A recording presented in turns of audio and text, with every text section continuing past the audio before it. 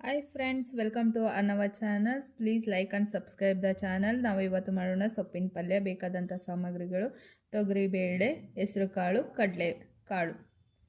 ಅದನ್ನ ಸೊಪ್ಪನ್ನು ಕೂಡ ತೆಗೆದಿಟ್ಕೊಂಡಿದ್ದೀನಿ. ಮೆಂತ್ಯ ಸೊಪ್ಪು, ಎಳೆ ಅರಬೆ ಸೊಪ್ಪು ಮತ್ತು ಸ್ವಲ್ಪ ಪಾಲಕ್ ಸೊಪ್ಪನ್ನ ತೆಗೆದಿಟ್ಕೊಂಡಿದ್ದೀನಿ. ಸೊಪ್ಪನ್ನೆಲ್ಲ ಕ್ಲೀನಾಗಿ ಕಟ್ ಮಾಡಿ ನೀರಲ್ಲಿ ತೊಳೆದು ಇಟ್ಕೊಂಡಿದ್ದೀನಿ. ಅದನ್ನು ಕಾಳು, ಬೇಳೆ ಅದ್ರ ಜೊತೆ ಮಿಕ್ಸ್ ಮಾಡಿ ಕುಕ್ಕರಲ್ಲಿ ಹಾಕ್ತಾಯಿದ್ದೀನಿ.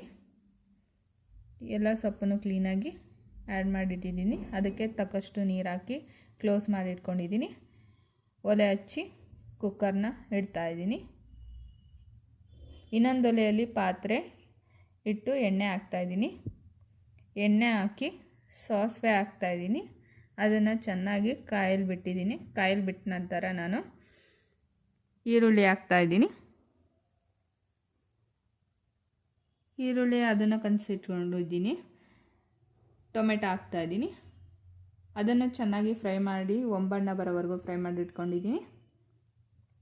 ಈ ಕಡೆ ಕುಕ್ಕರಲ್ಲಿ ನಾನು ಸೊಪ್ಪು, ಕಾಳು, ಬೇಳೆ ಎಲ್ಲನೂ 3 ವಿಷಲ್ಸ್ನ ಹಾಕಿಸಿ ಚೆನ್ನಾಗಿ ಬೇಯಿಸಿಟ್ಕೊಂಡಿದ್ದೆ.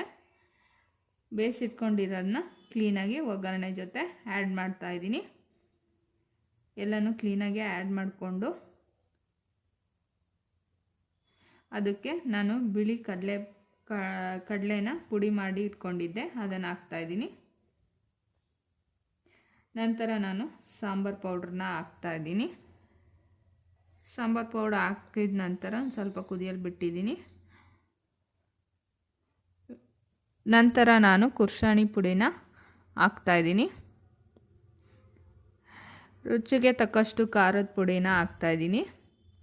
ಅದನ್ನು ಎಲ್ಲ ಸಾಮಗ್ರಿಗಳನ್ನೂ ಕ್ಲೀನಾಗಿ ಮಿಕ್ಸ್ ಮಾಡಿ ಇಟ್ಕೊತಾ ಇದ್ದೀನಿ. ನಂತರ ರುಚಿಗೆ ತಕ್ಕಷ್ಟು ಹುಣಸೆ ಹುಳಿನ ಹಾಕ್ತಾಯಿದ್ದೀನಿ.